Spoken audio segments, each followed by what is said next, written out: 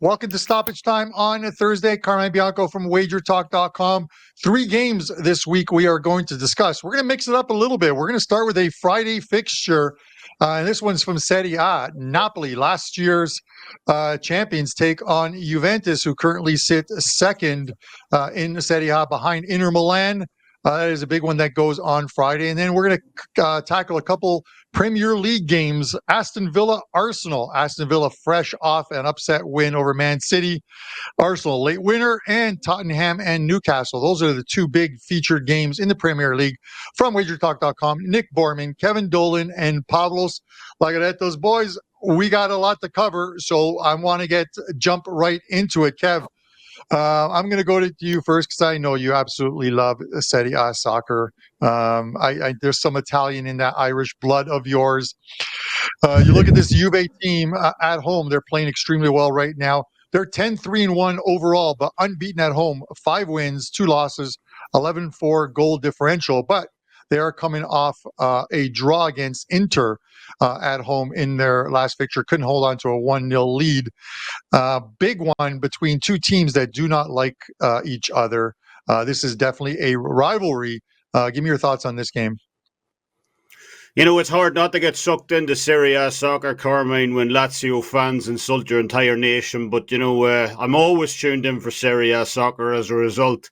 I was looking over the numbers in this game early in the week, and it's very hard to find an edge in this game between Napoli and Juventus, from a statistical standpoint, at least, on the side or total. You know, Juventus holds a plus 0.22 expected goals differential over Napoli on home road form splits this season.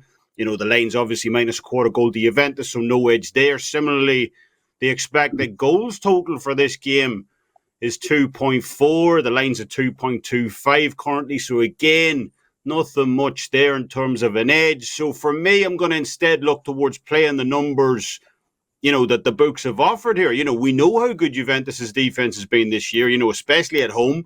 Just 4 goals allowed in Turin all season. Their expected goals against data is the best in Europe as well, tied with Inter. So they've been red hot defensively this year.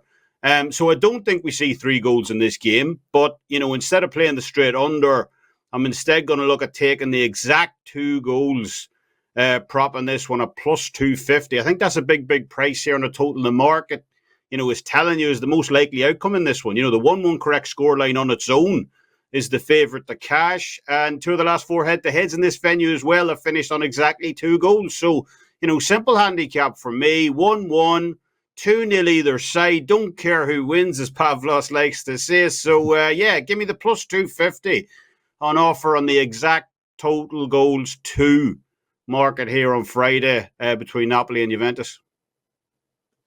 All right, I like that, Kevin. Kevin Dolan, WagerTalk.com. And guys, quick mention, December DEC 100. You can still use DEC 100 to get $100 off a 30-day soccer all-access package. So if you want 30 days of Kevin's soccer, head over to his page at WagerTalk, use DEC 100, and that'll knock $100 off and make it $99, basically $333 a day. Nick, you look at this one, and the current line here is Juventus plus 146, the draws plus 226, Napoli plus 200. A lot of plus prices right across the board.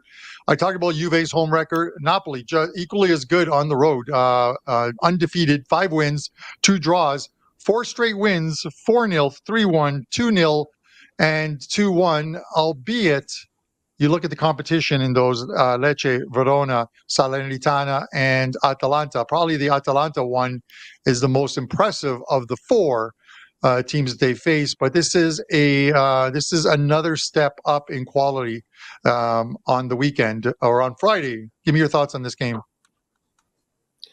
Yeah, I agree with Kevin in the fact that pretty difficult to separate these teams, statistically speaking. You can probably make an argument that, you know, as far as the situation goes, Juve, no Europe, you know, to worry about having an advantage. Napoli still have to show up next week for that Champions League match. Granted, it is at home against Braga. All they need is a draw, but it is something they got to pay attention to. So, you know, aside from that, I don't see a lot that separates these sides right now. I do think Juve has been playing a little better overall. Probably has to do with the fact that Napoli has, you know, the Champions League competition to deal with.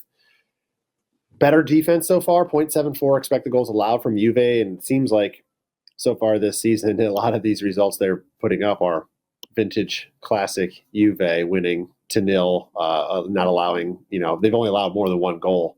That one match against Sassuolo where it was 4. But aside from that, I mean, they've been really rock solid at the back. They've only allowed 5 goals in their other 13 matches, which did include a run of 6 straight clean sheets. And I know a lot of those teams they played were easy, but Inter, that 1-1 draw you mentioned at the start, Carm, they limited Inter, the best offense in the league, to just 0.7 expected goals. They did a very good job. They can certainly bottleneck anyone, and I don't see Napoli getting a lot of chances here. On the same side, I don't really trust Juve's offense to, run away with it or like you saw in the Inter game, protect necessarily a 1-0 type of lead. I don't see Napoli winning. That's kind of where I'm at. I think Juventus will at least find a way to draw. They might win. I just don't see Napoli coming in here and beating Juve, just because Juve have proven very, very difficult to actually beat this year. So the way the total and the way the side are set right now, I don't like them as they are, but because I don't think Juve is going to lose, you could look at Juve on the double chance, which is priced very high, so you're going to pair it with something, and I don't see a lot of goals. As Kevin mentioned, everything's pointing towards a low goal total in this match. So Juventus double chance, which is betting them to win or draw, plus under 3.5 goals, that combo is available right now at -120, and I think it's a pretty good price, and I just don't see...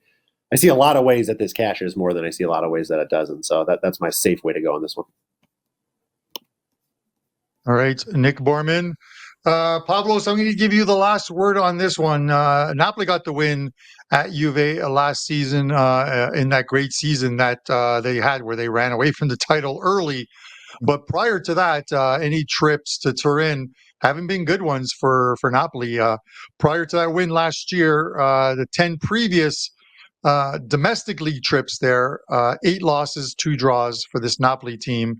Does any of that change on the on Friday?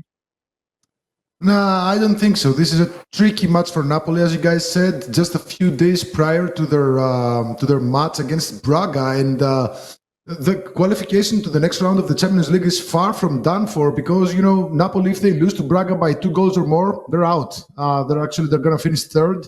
And move on to the Europa League, but their main target is to move on to the knockout stages of the Champions League. So they're going to have at least one eye in that upcoming Champions League match, and it's always a cause for concern. And we usually tend to fade teams in a weekend prior to such an important Champions League match, and that's what I'm doing here. I like Juventus pick'em.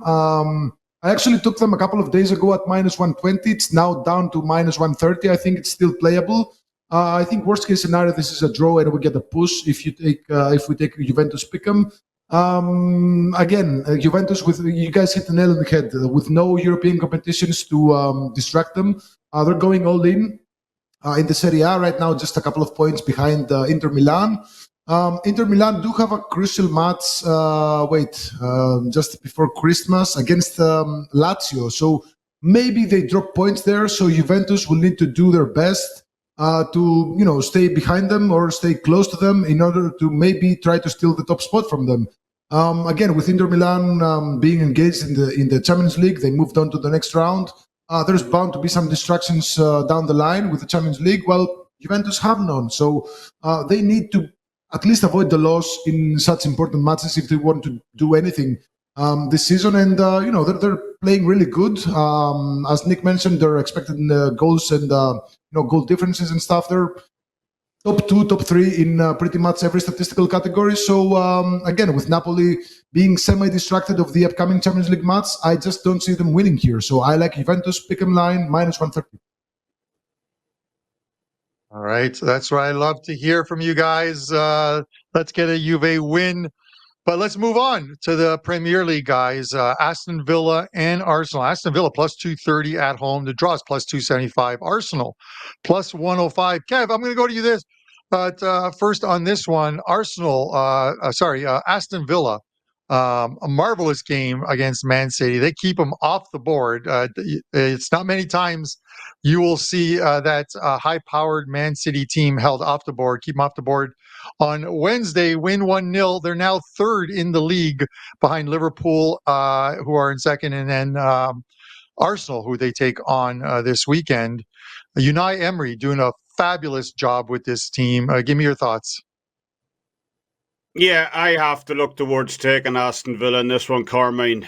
We look at their home form. We talked about it earlier in the season, and there were a few questions. I know their home form goes all the way back to last season as well, but there were some question marks around their strength of schedule to start the year. Luton, Fulham, Crystal Palace, Everton, and so on. No one's going to roll out the red carpet for you with an undefeated record against those sorts of teams. And to be honest, even the Brighton win, Brighton have been very hit and miss this season as well. But that performance on Wednesday night against Manchester City, as you just mentioned, that was as complete of a performance, as I've seen from any team this season. They barely gave City a sniff of the goal. City created 0.0 XG from the 11th minute on in that game. Absolutely crazy stat. Haaland was MIA. City were completely shut out of the game, and you'd have to go all the way back to February of last season to find the last time Aston Villa actually lost a game at home in the Premier League, albeit that coming against the same Arsenal side in incredibly late fashion. That was a crazy game. It was 2-2. Martinez had an own goal late. They tacked on a 97th minute winner as well. But I just haven't been sold on Arsenal this year. It's hard to fault them, obviously, when you look at the table. They're sitting top.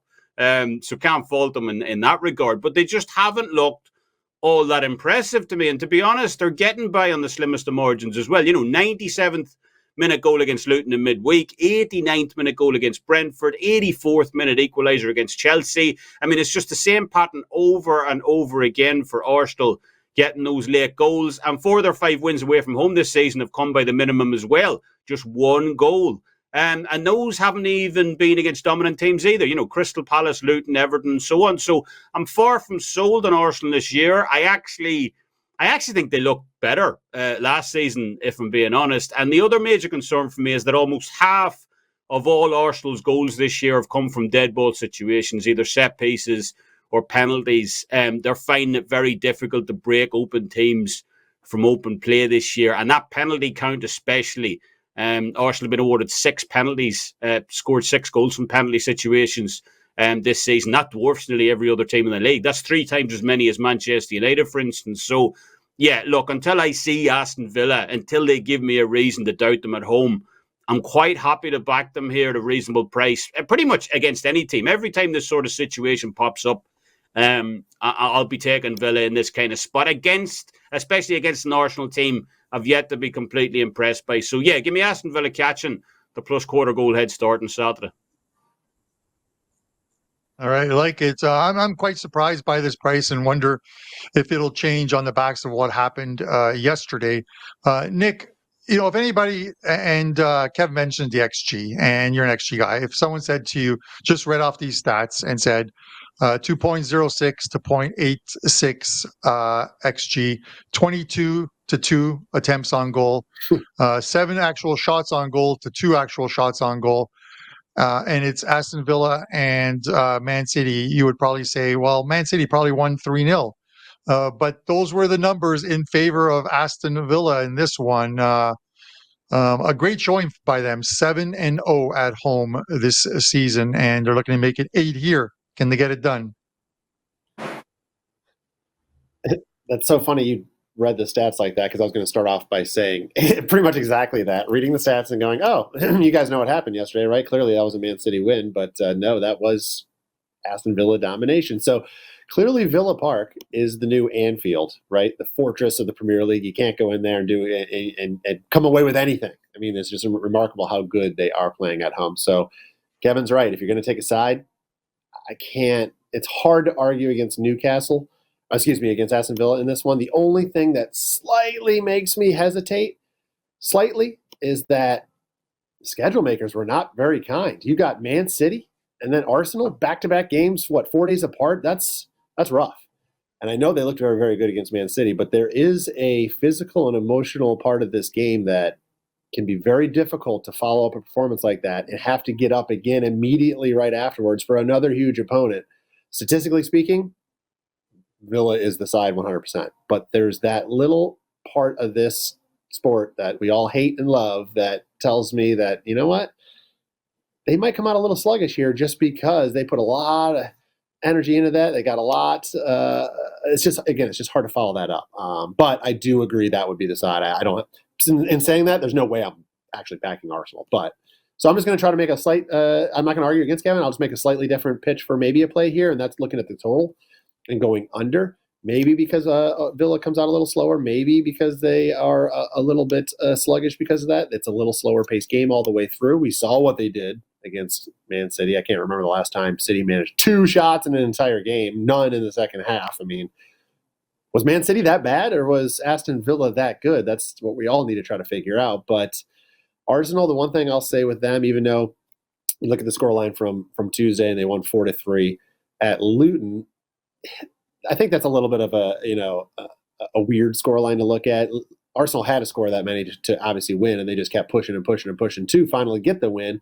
But Luton scored 3 on less than 1 expected goal. I mean, there was a little bit of luck going on in that match for them getting in the back of the net. And you look at some of the results Arsenal had this way on the road. I mean, they have, as Kevin mentioned, a lot of tight games. 1-0 wins at Brentford, at Everton, at Crystal Palace. Newcastle flipped the script on them and won 1-0. So you see a lot of situations where they're not getting a lot out of the matches as far as goals go. And with Villa playing as well and as confident as they are, and a lot of that comes on the defensive side of the ball, you could stand to say 2.75 going under the total is not a bad way to play this. I will note this total opened up before these midweek matches. So last weekend, this total was 3. After the midweek matches, this dropped to 2.75. So clearly there was some money coming in after those results they saw this week on the under, and I do think that is the side to go. The way to go on a total if you're going to take it. But I also agree with Kevin that it's hard to pass up Villa as well. All right, Pavlos, once again, you get the last word on this one. I mentioned at the top of this game preview, Unai Emery doing a fantastic job with this Villa team. Also, former manager of Arsenal. Is the team going to get up and try and get him a victory over his former squad? I do believe so. When Emery joined Arsenal, it was actually a very bad timing because it was right after Arsene Wenger, the talismanic manager of Arsenal, had stepped down. So it was a really weird transitional period for Arsenal. But he didn't do a very good job, and he left not in the very best of relations with Arsenal fans and Arsenal, the front office. Everybody was making fun of him for saying good evening in every, press conference. But he's now back in the EPL. He's rocking actually the EPL. And here's the thing. First of all, this is a revenge game of Unai Emery against his former side. Second of all, this is a game between two coaches of Basque origin, and Basque managers have been doing a fine job this season. Unai Emery at Aston Villa, Mikel Arteta at Arsenal, Xabi Alonso at Leverkusen, Andoni Iraola even at Bournemouth. So these are all, and I actually made a post yesterday on my Twitter account about how all these managers are from the same province in Spain, which is like 70. It's under 1 million. So they made a lot of good players and a lot of good managers, and 2 of them are facing each other. So the revenge game narrative is in the favor of Aston Villa. However, I should say that whenever you see a team that's won so many matches at home and they have a splendid and not unbeaten streak, a winning streak, dating back to the previous season, everybody's gonna try to destroy that streak, among other things. So I think Arteta is surely going to want to beat his fellow Basque manager in this case, but I just don't see it happening. I'm going to ride the train until the wheels fall off with Aston Villa. I like Aston Villa plus the quarter goal here. Even a draw, I think, is going to be a success for them against one of the best sides in the EPL. Even if they win, that's going to be even more amazing. If you want to take your chances with a plus 230 on Aston Villa, I wouldn't blame you, but I think Aston Villa with plus a quarter of a goal is a very, very safe way to bet on this. I think worst case scenario, this is a draw, and we still get half half a payout out of the plus a quarter goal. I think that's going to be a very interesting match to watch. I don't like goals. If anything, I actually agree with Nick. It's probably going to be a very tight, careful match between the two sides. I don't think anybody's going to open up. And last thing I'm going to say is about John McGinn. The guy he's a Scottish guy, right? He's been leading Scotland. He led them to the Euros. He's influential, even though he's supposedly a holding midfielder. He's a switchblade, an army switch knife. He can play left winger. He can play right winger. He can play defensive midfielder. Hell, he can even play centre back if needed. He can even play centre forward if needed. He's a guy who made a tremendous game against Manchester City. He's known to piece a lot of games together. So maybe if you look into maybe some John McGinn props, like shots on target or something, that they should be really high. But I think Aston Villa, the play here is Aston Villa to not get beat at least. So I think Aston Villa plus a quarter goal covers a lot of possible scenarios. I like it. It's even money. Sign me up for it. All right, we will sign you up for it indeed, Pavlos. But let's get this last game on the board, and a good one that's going on Sunday. Tottenham Hotspurs at home plus 130. The draw plus 285. Newcastle plus 175. Now Tottenham is in action today, Thursday, that we are filming this, so we'll have to see how they do in their game against West Ham, but. Kev, I'm going to go to you first on this one. Spurs at home, two straight losses at home. They've lost 3 of their last 4. A draw last weekend against Man City, 3-3 draw, but still play very well at home. Newcastle, only 1 win on the road. 1 win, 2 draws, 3 losses. That 1 win came against Sheffield, who are obviously bottom of the league. And you have to believe that being involved in such a tough group of death in Champions League has a lot to do with how Newcastle have fared thus far this season. What are your thoughts here? Because we've got Champions League up next week as well too, that Newcastle will likely need a win. Yeah, obviously, as you said, this is a bit of a trickier game just because we have to see both teams in action in midweek as well. Last week, if we go back to last week's show, we talked about the Newcastle-Manchester United game, and I just made the case in the breakdown of that Newcastle were the superior team.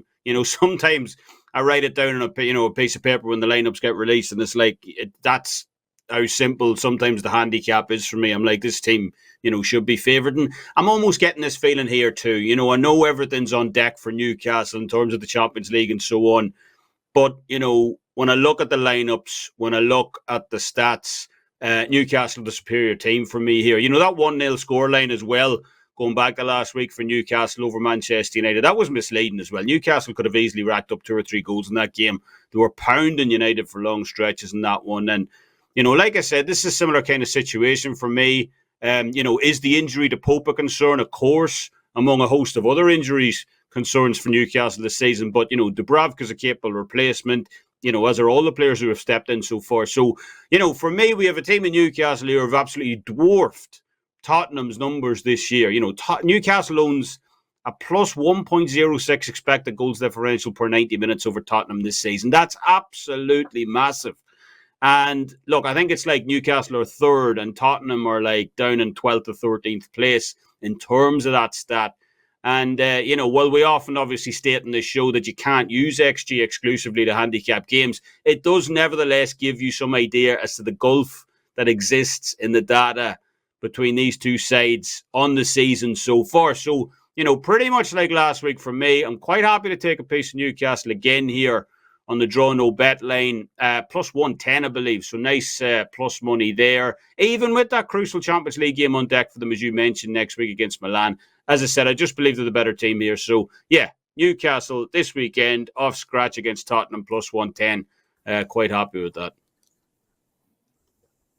All right, Nick, it's to you. And Kev talked about data, and I completely agree. You can't ignore the data. This is why you see 3 assistants on the sidelines with computers looking at the data throughout the game. They're not playing solitaire. They're looking at the in-game data as it happens.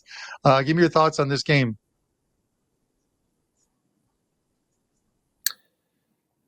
Newcastle, yeah. That's they're the better team. It's hard to argue that. The worry is, of course, their upcoming Champions League match, but you can get a plus quarter of a goal. You got to pay a little bit, minus 130, and of course, we'll at least still cash something on the draw. But it's hard to see Tottenham winning. Here's the thing when it comes to the Spurs for me, right? You look at the beginning of the season, go back a couple of weeks, you're like, wow, Spurs top of the table through 10 matches, 4 clean sheets. You know, they look awesome, but the numbers were telling a different story, and it was suggesting, you know, something was coming. And of course, they really hadn't played a lot either. And even with an easy schedule, yes, they were getting the results, but their defensive numbers especially were not good. And it was an alarming thing to look at to say, hang on a second, you know, the results are kind of expected. You're playing some weak opponents. You know, you had the clean sheets against Bournemouth, Luton, Fulham. Okay, great, big deal. But even still in those matches, they weren't great, you know, and they were allowing decent chances to the opponent. So it was very worrisome. And of course, what has happened since?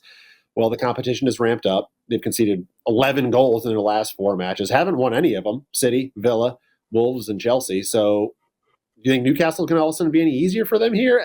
I don't think so. And I can't put my money on Tottenham right now. Don't look like a team that's capable of beating a quality side. That's what it comes down to for me. Newcastle, they've been hard to predict. I will say that. I am a fan of them.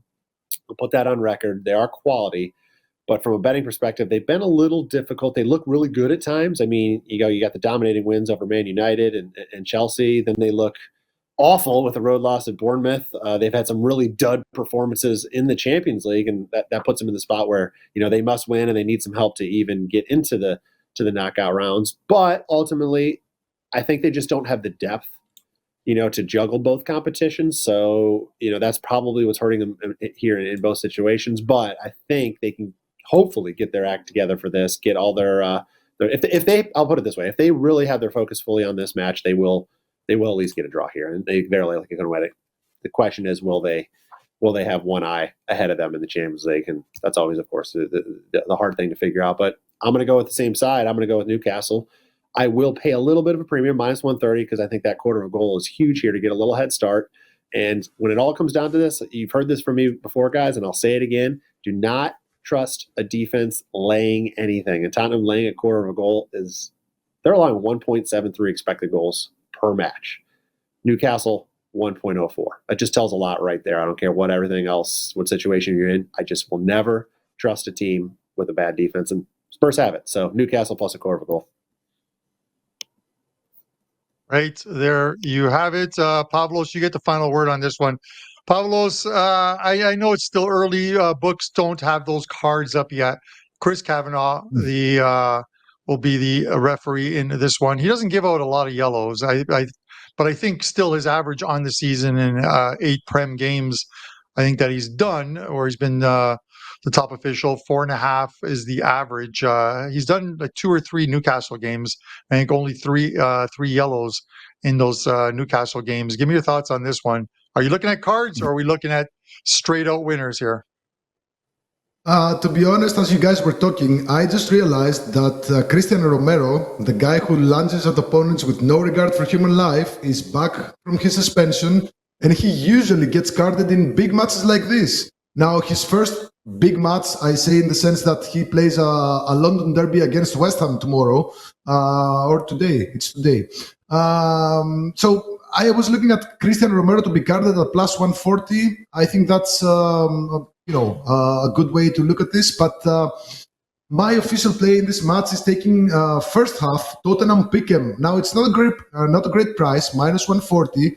However, Tottenham, they've been really hard to beat in first halves at home. So they have in 6 first halves at home, they have 1 win, 5 draws, 0 losses. All 4 goals scored, 3 conceded. So really low scoring first halves, and they haven't lost any so far. And Newcastle on the road in first halves, they have 2 wins, 1 draw and 3 losses. Scored 5, conceded 4. So I wouldn't be surprised by a low scoring first half. I don't think Tottenham are gonna lose in that first half. And I should say that, guys, both these teams, they have a ton of injuries. They might, and I'm not even kidding, they might have more injured players than actual available players. Newcastle have 12 players injured.